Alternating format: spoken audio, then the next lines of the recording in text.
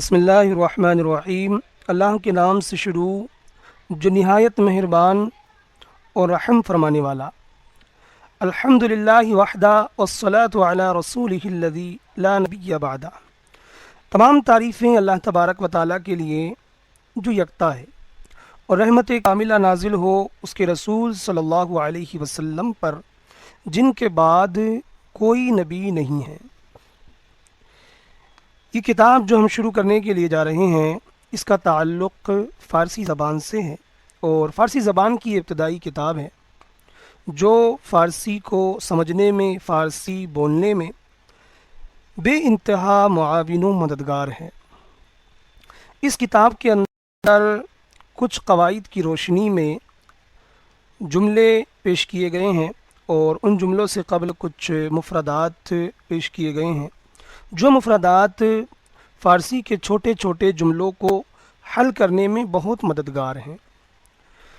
تو اس کتاب کو انشاءاللہ تبارک و تعالی ہم بالتفصیل پڑھیں گے، اس انداز سے پڑھیں گے کہ اس کتاب کو ایک مرتبہ کوئی بھی درس اگر آپ سنتے ہیں تو انشاءاللہ اس کو دوبارہ پڑھنے کی بھی حاجت نہیں ہوگی۔ تو ہم آغاز کریں گے۔ سب سے پہلے یہاں پہ یہ لکھا ہوا ہے مختلف اسموں سے مضاف و مضاف الیہ کی ترکیبیں۔ یہ جو عنوان یہاں پہ قائم کیا ہے میں کچھ اس کے حوالے سے آپ کو عرض کرتا ہوں۔ اسموں، یہ اسم کی جمع ہے، اردو میں اسی طریقے سے جمع لائی جاتی ہے۔ تو سب سے پہلے آپ اسم سمجھ لیں، چونکہ یہ آپ کی ابتدائی کتاب ہے۔ تو اسم کہتے ہیں وہ کلمہ جس کے اندر معنی ہوتا ہے لیکن زمانہ نہیں ہوتا۔ تو جس کے اندر معنی ہو اور زمانہ نہ ہو وہ اسم ہے۔ اب یہاں پر الگ الگ اسم موجود ہوں گے اور ان سے مضاف اور مضاف الیہ کی ترکیبیں بنیں گی۔ اب مضاف اور مضاف الیہ کیا ہے؟ تو سب سے پہلے مضاف سمجھیے گا۔ مضاف اس کو کہتے ہیں جس کی نسبت کی جاتی ہے، اور مضاف الیہ اس کو کہا جاتا ہے جس کی طرف نسبت کی جاتی ہے۔ اس کو مثال کے طور پہ یوں سمجھ لیجئے گا، جیسے زید کی بکری، تو زید کی بکری، اب یہاں بکری کی اضافت کی گئی ہے زید کی طرف۔ اور دوسری اس کی پہچان آپ یوں ذہن میں رکھ سکتے ہیں آسان طور پہ کہ جس جگہ بھی ترجمہ کرتے وقت کا، کی، کے اس طریقے کا ترجمہ ہوتا ہو تو مضاف اور مضاف الیہ ہوتا ہے، جیسے ابھی آپ نیچے سمجھیں گے۔ تو ترکیبیں مطلب مضاف اور مضاف الیہ کو جوڑ کر یہاں پہ جملہ بنایا جائے گا۔ اب یہ کچھ مفردات ہیں، پہلے آپ ان پہ نظر ڈالیں گے۔ خدا، خدا کا معنی یہ واضح ہے، اللہ تبارک و تعالیٰ کو فارسی زبان میں خدا کہا جاتا ہے۔ رسول کا معنی رسول، پیغمبر۔ نماز، جو ارکان اسلام ہے، نماز، روزہ، حج، زکوٰۃ، تو فارسی میں ان کو اسی طرح استعمال کیا جاتا ہے، اور یہ اردو میں بھی بولنے میں آتے ہیں۔ تو بہت سارے الفاظ ایسے ہوتے ہیں جو چند زبانوں کے اندر یکساں رائج ہو جاتے ہیں۔ تو جیسے ہم اردو میں نماز بولتے ہیں، ایسی فارسی میں بھی نماز بولا جاتا ہے۔ ایسے ہی روزہ، جمعہ معنی جمعہ، رمضان معنی رمضان، حج معنی حج، کعبہ معنی کعبہ، نام معنی نام، اور جہان معنی دنیا۔ تو یہاں پہ دیکھیں تقریباً 8 یا 10 الفاظ یعنی 10 مفردات پیش کیے گئے، اور سب کا وہی معنی ہے جو اردو میں استعمال ہوتا ہے، جس کو اردو میں ہم سمجھتے ہیں۔ اب یہاں پر یہ اسم ہیں سارے، اب ان کو ملایا جا رہا ہے، اور ملا کر ان کی ملانے کو ترکیب کہتے ہیں۔ تو اوپر بتایا تھا نا مختلف اسموں سے مضاف اور مضاف الیہ کی ترکیبیں، تو اب یہ وہ ترکیب ہے، تو اس کو آپ نے اچھے سے سمجھنا ہے۔ نام خدا، خدا کا نام، خدائے جہاں، دنیا کا خدا، رسول خدا، خدا کے رسول، نماز جمعہ، جمعے کی نماز، روزہ رمضان، رمضان کا روزہ۔ آگے فرماتے ہیں حج کعبہ، کعبے کا حج۔ تو یہ کچھ مفردات تھے، اس کے بعد کچھ جملے پیش کیے گئے مضاف اور مضاف الیہ کی ترکیبوں کے۔ اب پھر کچھ یہ مفردات، کچھ الفاظ پیش کر رہے ہیں۔ اصل میں ان کو یہ یہاں پہ اس لیے لاتے ہیں تاکہ آپ جب نیچے جملوں کی طرف جائیں تو آپ کے لیے ترجمہ کرنے میں آسانی ہو، اس لیے یہاں پر یہ مفردات پیش کرتے ہیں۔ اس سے صبح کا معنی صبح، شام کا معنی شام، روز معنی دن، شب معنی رات، ماہ مانے مہینہ، سال مانے سال، وقت مانے وقت، راہ مانے راستہ۔ تو دیکھیں اب یہ راہ جو ہے ہمارے یہاں اردو میں زیادہ تر راستہ ہی استعمال کرتے ہیں، لیکن راہ بھی بولا جاتا ہے تو راہ بولا جائے گا تو یہ فارسی کا لفظ ہے۔ بہشت مانے جنت، دوزخ مانے دوزخ، عذاب مانے عذاب، اور ثواب مانے ثواب۔ پیدائش مانے پیدائش، وفات مانے موت۔ اب یہ مفردات ہیں، اب جملے دیکھیں گے۔ نماز صبح، صبح کی نماز، وقت شام، شام کا وقت، شب ماہ، مہینے کی رات، مہینے کی رات جس کو ہم چاند رات بھی کہتے ہیں نا، سال وفات، موت کا سال، روز پیدائش، پیدائش کا دن، راہ بہشت، جنت کا راستہ، عذاب دوزخ، دوزخ کا عذاب، ثواب حج، حج کا ثواب۔ تو دیکھیے اوپر جو مفردات تھے، جو الفاظ تھے، وہ یہاں پر ریپیٹ کر دیے گئے ملا کر۔ اب یہاں پہ پھر سے یہ الفاظ پیش کر رہے ہیں۔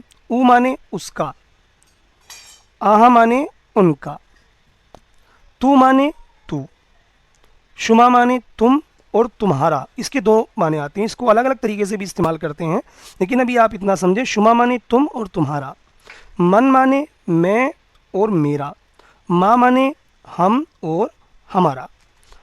تو اپنے حساب سے جہاں پہ جیسا بھی اس کے ساتھ میں لفظ ہو اس کے حساب سے ہم یہ ترجمہ کر لیں گے۔ تو ما مانے ہم اور ہمارا، خود مانے اپنا، ٹھیک ہے۔ تو خود جب استعمال کریں گے کسی دوسرے لفظ کے ساتھ، جیسے نیچے دیا ہے وقت خود، اپنا وقت، تو ایک لفظ آپ کو اور ملے گا، خیش۔ اب جب آپ خود اور خیش کو استعمال کریں تو یہ خیال رکھیں کہ عموماً یہ ایک ہی معنی میں استعمال ہوتے ہیں، ان کے اندر فرق نہیں ہے۔ خود معنی بھی اپنا اور خیش معنی بھی اپنا، تو اس کو ایک دوسرے کی جگہ استعمال کر سکتے ہیں، لیکن کبھی کبھی ایسا ہوتا ہے کہ جو غیر محسوس چیزیں ہوتی ہیں اس کے لیے خود استعمال کر لیتے ہیں، اور جو محسوس ہوتی ہیں اس کے لیے خیش کر لیتے ہیں، لیکن یہ صرف اعتباری فرق ہے، تو اس کو بھی آپ ذہن میں رکھیں گے۔ آگے پھر یہ کچھ مفردات پیش کر رہے ہیں، ان کو آپ نے ذہن میں رکھنا ہے۔ پسر مانے لڑکا، پدر مانے ہوتا ہے باپ، اور دختر مانے لڑکی، مادر مانے ماں، برادر مانے بھائی۔ یہ بات آپ کو سمجھ میں آنی چاہیے، اس لیے میں آہستہ ہی اس کا ترجمہ کر رہا ہوں۔ تو برادر مانے بھائی اور خواہر مانے بہن۔ عم مانے ہوتا ہے چچا، اور عمہ مانے ہوتا ہے پھوپھی۔ پھوپھی جو والد کی بہن ہوتی ہیں ان کو پھوپھی کہتے ہیں۔ خال مانے ہوتا ہے ماموں، اور خالہ مانے خالہ، جو امی جان کی بہن ہوتی نا ان کو خالہ کہتے ہیں۔ زن مانے عورت، اور شوہر مانے شوہر۔ یہ آپ نے زن کہیں نہ کہیں سنا ہوگا، وہ ایک شعر بھی ہے نا، حسن یوسف پہ کٹی مصر میں انگشت زنا۔ تو جو زنا ہے نا وہ جمع ہے زن کی، عورتوں کی انگلیاں ہے نا، انگشت زنا مطلب عورتوں کی انگلیاں، تو زن کا مطلب ہوتا ہے عورت اور شوہر کا مطلب ہوتا ہے شوہر۔ اب ترجمہ کریں گے اسی حساب سے۔ تو اب یہ بھی خیال رکھیں کہ اوپر جو آپ پڑھ کے آئے نا یہ نیچے بھی آئیں گے بار بار، تو آپ نے ایسا نہیں کہ جی یہاں تو ہم نے پڑھا ہی نہیں اس کے اوپر تو ترجمہ نہیں کر پا رہے ہیں آپ، بلکہ اوپر بھی آپ نے دیکھنا ہے کہ جو اوپر گزر گئے ہیں وہ یہاں ریپیٹ ہو سکتے ہیں۔ جیسے پسرے من میرا لڑکا، پدرے ماں ہمارے باپ، دخترے تو تیری بیٹی، مادر شما تمہاری ماں، برادر من میرا بھائی، خواہر آہاں ان کی بہن، زنی او اس کی عورت، شوہر آ اس کا شوہر، خالے تو تیرے ماموں، خالے شما تمہاری خالہ، عم من میرا چچا، عم شما تمہاری پھپھی، جن کو پھپھو بھی بولتے ہیں نا، پھپھو کہتے ہیں کچھ جگہ پہ، تو عم شما کا مطلب کیا ہوا؟ تمہاری پھوپھی۔ تو دیکھیں یہ ہمارا ایک صفحہ کمپلیٹ ہو گیا ہے، اس کو آپ نے اچھے سے ریوائز کر لینا ہے، دوہرا لینا ہے تاکہ چیزیں آپ کو ذہن نشین رہیں۔ اب آگے کی طرف چلیں گے، یہ صفحہ نمبر 3 ہے۔ صفحہ نمبر 2 یہ ہمارا اس لیے جو کہ پہلے صفحے پہ یہ فارسی کی پہلی اور اس میں کچھ تفصیل دی تھی، اور 2 نمبر صفحے سے اس کا آغاز ہوا ہے۔ تو اب یہاں سے ہم شروع کریں گے 3 نمبر سے۔ گندم، تو یہ مفردات ہیں کچھ، ان کے معنی آپ نے لکھ لینے کاپی کے اندر نا، اور اگر نہیں لکھ پا رہے تو اس کو ذہن میں رکھ لیجیے تاکہ آگے ترجمہ کرنے میں آپ کو آسانی ہو نا۔ تو گندم معنی گیہوں، جو معنی جو آج کل تو بہت کم استعمال ہوتی ہے، پہلے دور میں بہت استعمال ہوتی تھی، یہ تھوڑی گندم جیسی ہوتی ہے۔ نان معنی ہوتا ہے روٹی، اور آش معنی ہوتا آٹا، جو گندم کا بنتا ہے، چاول کا بنتا آش آٹا، اور بیدا معنی ہوتا ہے انڈا۔ کباب معنی کباب، اور گوشت معنی تو گوشت ہی ہوتا ہے، یہ تو تقریباً ہر مسلمان مومن جانتا ہی ہے اس کے بارے میں۔ شیر معنی ہوتا ہے دودھ، دیکھیں یہ شیر نہیں ہے بلکہ شیر ہے، شیر کا معنی کیا ہوتا ہے؟ دودھ۔ اور بز معنی بکری، گاؤں معنی گائے، اسپ معنی ہوتا ہے گھوڑا، اور مرغ معنی چڑیا پرندہ، اس کے لیے استعمال کیا جاتا ہے مرغ، ٹھیک ہے۔ عام پرندوں کو بھی مرغ بولتے ہیں اور بالخصوص چڑیا کو مرغ بولتے ہیں۔ یہ گوشت، اور اس کے بعد میں آہو، تو آہو کا مطلب کیا ہوتا ہے؟ آہو کہتے ہیں ہرنی کو، ٹھیک ہے۔ اور سگ معنی کتا، گربا معنی بلی۔ اب یہ آپ نے یاد کر لینے ہیں اچھے انداز میں، گاؤں معنی گائے، اسپ معنی گھوڑا، مرغ معنی چڑیا، آہو معنی ہرن، اور سگ معنی کتا، گربا معنی بلی۔ اب اس کو ملاتے ہیں، نانے گندم گیہوں کی روٹی، آشے جو کا آٹا، بے وائے مرغ، تو اب مرغ معنی کیا ہے؟ چڑیا، تو کیا ہوگا؟ چڑیا کا انڈا، بیدائے مرغ چڑیا کا انڈا۔ گوشت بز بکری کا گوشت، شیر گاؤ گائے کا دودھ، شیر نہیں پڑھنا ہے اس کو ورنہ غلط ہو جائے گا۔ کباب آہو ہرن کے کباب، اسپ احمد احمد کا گھوڑا، خر عیسیٰ، تو عیسیٰ یہ نام ہے، اور خر کا ہم نے مانا پڑا تھا اوپر گدھا، تو اوپر تو اس کا تذکرہ نہیں کیا تھا لیکن یہاں پہ آ گیا ہے، تو اس کو ذہن میں رکھنا آپ نے۔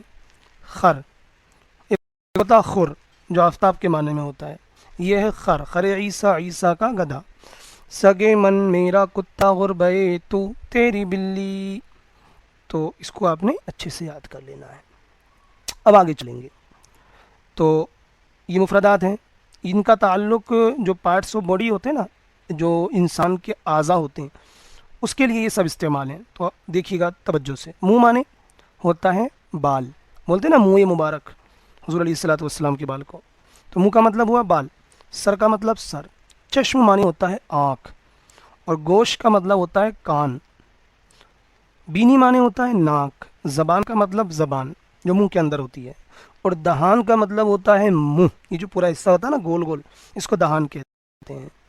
دندان کا مطلب ہوتا ہے دانت، رو معنی چہرہ، دست معنی ہاتھ، پا معنی پیر، دل معنی دل، لب معنی ہونٹ، ناخون معنی ناخون۔ اب دیکھیے گا، منہ سر، سر کا بال، چشم آہو ہرن کی آنکھ، زبان گاؤ گائے کی زبان، گوشے خر گدھے کا کان، بینی شما تمہاری ناک، دندانے سگ کتے کا دانت، دست خود اپنا ہاتھ، دہانے خیش اپنا منہ، تو خیش اور خود ہم نے اوپر بتایا تھا دونوں کا ایک ہی معنی ہے، دہانے خیش اپنا منہ، ناخون گربا بلی کے ناخون، پائے پسر لڑکے کا پیر، روئے من میرا چہرہ، دل تو تیرا دل، لب احمد احمد کا ہونٹ، جو یہ ہوتا ہے نا لپس، اس کو لب بولتے ہیں۔ تو یہ ہو گیا، مفردات بھی ہو گئے اور جملے بھی ہو گئے، تو آگے چلیں گے کیونکہ آج کے اس درس میں ہم یہ پورے یہاں تک خامِ شما تک پڑھنے والے ہیں، ٹھیک ہے۔ تو اور دیکھیے گا آگے، ابھی مفردات ہیں، ان کا تعلق کہہ لیجئے کہ کائنات کی کچھ چیزوں سے ہیں جو نیچرل چیزیں ہوتی ہیں۔ خاک، خاک کا معنی ہوتا ہے مٹی، آب معنی پانی، باد معنی ہوا، ہوا ہوتی ہے نا ہوا چلتی جو، اس کو باد بولتے ہیں۔ آتش معنی ہوتا ہے آگ، اور مشرق، تو مشرق کا مطلب نکلنے چمکنے کی جگہ، جس کو ہم کہتے ہیں پورب، کیونکہ پورب سے سورج نکلتا ہے تو اس کو مشرق کہتے ہیں۔ مغرب کا مطلب ہوتا ہے پچھم، ٹھیک ہے۔ مشرق کا معنی یہ دھیان رکھیے گا، یہ سمت جو ہوتی ہے نا، سمت وہ مراد ہے یہاں پہ، تو مشرق کا معنی پورب ہو گیا، اور مغرب کا معنی پچھم، غروب ہونے کی جگہ، اور شمال معنی یہ ہو گیا اتر، آپ کا اتر یعنی ہمارے علاقے میں اس کو پہاڑ علاقہ بولتے ہیں، پہاڑ۔ تو شمال کا مطلب آپ سمجھیے گا اتر، اور جنوب کا مطلب کیا ہوا؟ دکن۔ تو یہ چاروں سمتیں ہو گئیں، چاروں جہتیں۔ دریا مانے دریا، یہ جو نہر وغیرہ ہوتی ہے۔ کوہ مانے پہاڑ، آپ نے سنا ہوگا کوہ طور، اس طریقے سے۔ زمین مانے زمین، اور فرش کا مطلب ہوتا ہے بچھونا، جس کو بچھایا جاتا ہے، ٹھیک ہے؟ تو جو بھی بچھانے والی چیز ہو اس کو فرش کہہ سکتے ہیں، اور یہ جو گھروں وغیرہ میں ہوتا ہے اس کو بھی فرش ہی بولتے ہیں، نچلے حصے کو۔ اور خانہ مانے، اس کا معنی ہوتا ہے گھر۔ اب سنیے گا، خاک ہند، ہندوستان کی مٹی، آب دریا، دریا کا پانی، آتش دوزخ، دوزخ کی آگ، باد شمال، اتر کی ہوا۔ اب سمجھے نا؟ دیکھیں، شمال مانی اتر اور بعد مانی ہوا، تو مطلب کیا ہوا؟ اتر کی ہوا۔ شاہ مشرق، پورب کا بادشاہ، زمین مغرب، مغرب کی زمین، جو منی پچھم سمت میں ہے اس کو زمین مغرب کہیں گے۔ اس کے بعد دریائے جنوب، دکن کا دریا، یعنی جو دریا دکن سائڈ میں ہو جنوب کی طرف تو اس کو دریائے جنوب کہیں گے۔ کوہ طور، طور کا پہاڑ، آپ نے سنا ہوگا نا طور پہاڑ کے بارے میں، کہ جس پر اللہ تبارک و تعالیٰ نے اپنی تجلی ڈالی تھی۔ اس کے بعد فرش خانہ، یعنی گھر کا فرش، تو گھر کا فرش مطلب گھر کا بچھونا۔ یہ مکمل ہوا۔ اب اس کے بعد ایک تختی اور ہے، اس میں مفردات ہیں اور کچھ جملے ہیں، تو ان کا تعلق آپ کی پڑھائی لکھائی کی چیزوں سے ہے، اور کچھ دو تین الگ چیزیں یہاں پہ پیش کی ہیں۔ چاقو مانے چاقو، ان کا استعمال ہم پیاز کاٹنے، آلو چھیلنے وغیرہ کے لیے کرتے ہیں، تو وہ چاقو ہوتا ہے، چھوٹا ہوتا ہے۔ ایک ہوتا ہے کارد، کارد مانے ہوتا ہے چھری، یہ تھوڑی بڑی ہوتی ہے، جو گوشت وغیرہ کاٹنے میں آتی نا اس کو کارد بولتے ہیں۔ چاقو مانے تو چاقو ہو گیا، اور کارد کا مطلب کیا ہو گیا؟ چھری۔ لوح کا مطلب ہوتا ہے تختی، جس پہ لکھتے ہیں، ہے نا؟ وہ ہے نا، کی محمد سے وفا تو نے تو ہم تیرے ہیں، یہ جہاں چیز ہے کیا لوح قلم تیرے ہیں، ٹھیک ہے؟ تو اس سے وہ تختی مراد ہوتی ہے۔ قلم مانے قلم، خامہ مانے بھی قلم ہوتا ہے، ٹھیک ہے؟ قلم کا استعمال بھی قلم کے لیے ہوتا ہے، اور خامہ کا استعمال بھی قلم کے لیے ہوتا ہے۔ کاغذ کا مطلب کاغذ، اور مرکب کا مطلب ہوتا ہے روشنائی، مطلب جس کو ملا الا کے روشنائی بنا دیا جاتا ہے۔ کتاب مانے کتاب، اور دوات مانے دوات۔ کتاب خدا، خدا کی کتاب۔ چاقوئے احمد، احمد کا چاقو۔ کارد محمود، محمود کی چھری۔ لوح تو، تیری تختی۔ قلم من، میرا قلم۔ مرکب شما، تمہاری سیاہی، سیاہی روشنائی۔ کاغذ کتاب، کتاب کا کاغذ۔ دوات او، اس کا دوات، اوپر پڑھا تھا نا آپ نے، او مانے اس کا، آہا مانے ان کا۔ خامہ شما، تمہارا قلم۔ تو یہ دیکھیں یہاں پہ مفردات پیش کیے گئے، اس کے بعد جملے بیان کیے گئے، تو اس کو آپ نے اچھے طریقے سے تیاری کر لینی ہے، کیونکہ اگر یہ یہاں پہ مفردات آپ کو یاد نہیں ہوئے تو پھر آگے دقت ہو سکتی ہے، آزمائش ہوگی۔ تو اس لیے یہاں پر آپ ان کو لکھ لیں، اور لکھ کے ان کو زبانی اچھے سے یاد کر لیں، کیونکہ جتنا اچھا یہاں پر آپ یاد کر لیں گے تو انشاءاللہ آگے آپ کو کوئی بھی کسی بھی طرح کی دشواری نہیں ہوگی۔ تو یہ آج ہم اتنا ہی رہنے دیتے ہیں، اور نیکسٹ کلاس میں انشاءاللہ یہاں سے ہم آگے چلیں گے۔ صلو علی الحبیب صلی اللہ تعالی علی محمد صلی اللہ علیہ وسلم۔